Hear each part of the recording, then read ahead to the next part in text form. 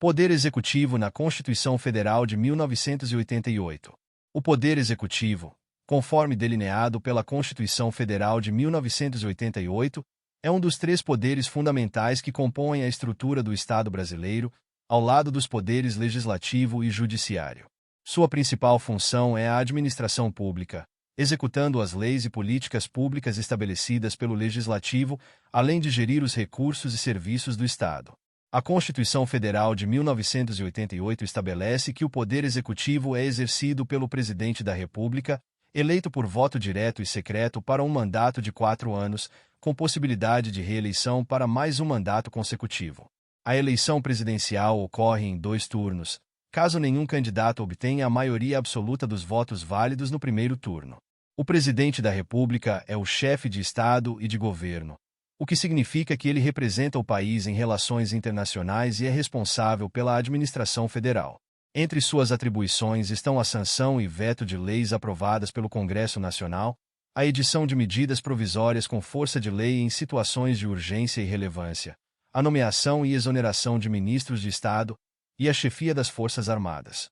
Além do presidente, o Poder Executivo é composto por ministros de Estado, que são nomeados pelo presidente para auxiliá-lo na administração pública.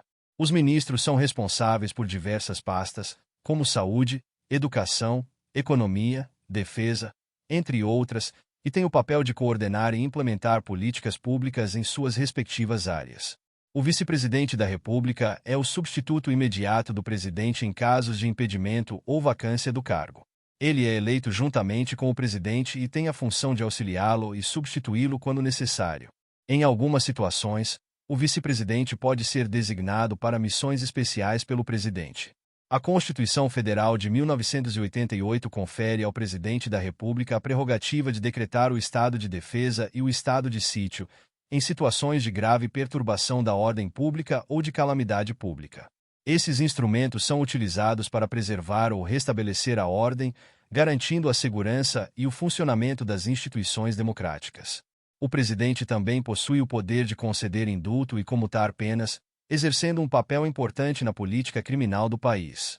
O indulto é um ato de clemência, geralmente concedido em ocasiões especiais, que extingue ou diminui a pena de condenados.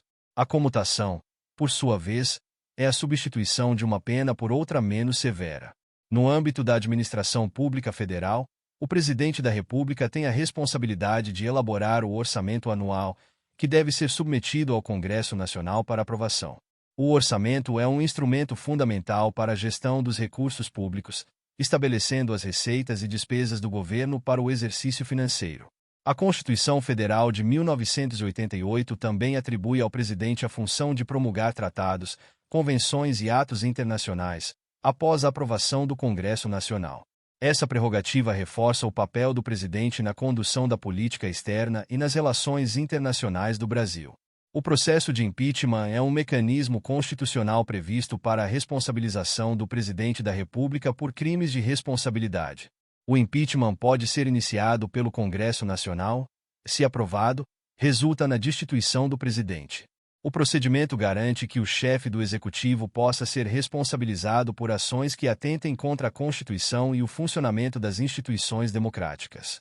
O Poder Executivo também atua em níveis estaduais e municipais, com governadores e prefeitos exercendo funções semelhantes às do Presidente da República, mas dentro de suas respectivas jurisdições.